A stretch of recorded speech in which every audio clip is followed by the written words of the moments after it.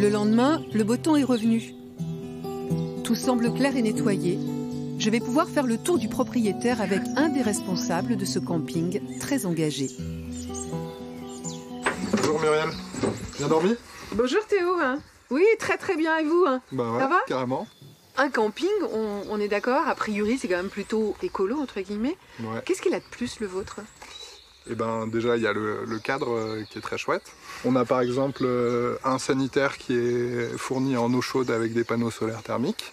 C'est ce qu'on voit là juste derrière vous, c'est ça? Juste là-bas. On a également l'assainissement qui est de la phytoépuration. Donc qui est fait à base de plantes, pas de produits chimiques, rien du tout. C'est des roseaux qui traitent les déchets. D'accord.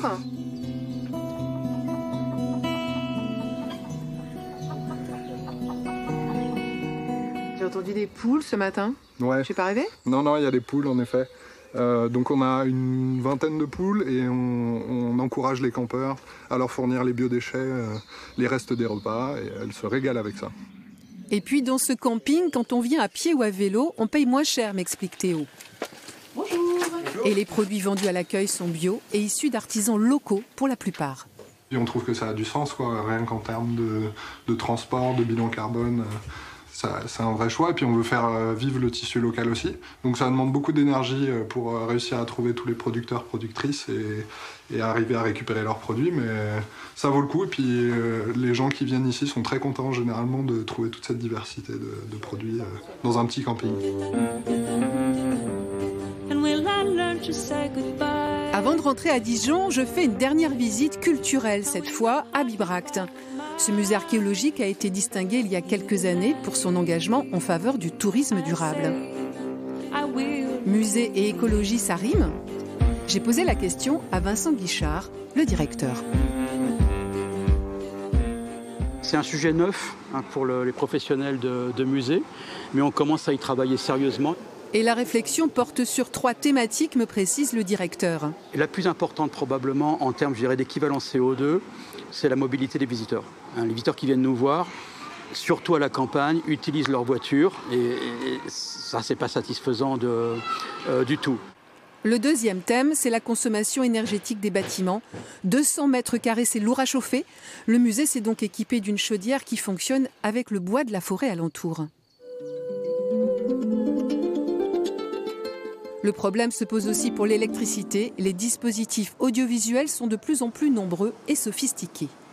Le troisième sujet qui est très important, c'est les consommables liés aux expositions temporaires. Car le musée propose une exposition par an, explique Vincent Guichard, avec à chaque fois de nouvelles installations, de nouvelles vitrines. Donc l'habitude, c'était de racheter des panneaux de bois, racheter des vitrines, et puis souvent, une fois que l'exposition est démontée, on finit par jeter. Le musée réfléchit donc à un réemploi dans d'autres établissements.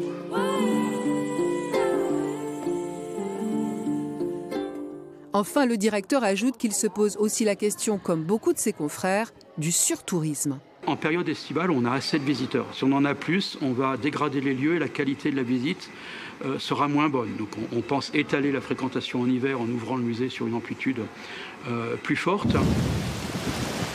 La pluie est de retour. C'est le moment de rentrer.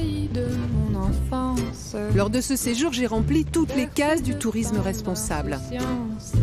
Pratiquer des activités douces, choisir des hébergements durables, rencontrer des acteurs engagés, consommer local et ainsi faire vivre les habitants sans dégrader leur environnement.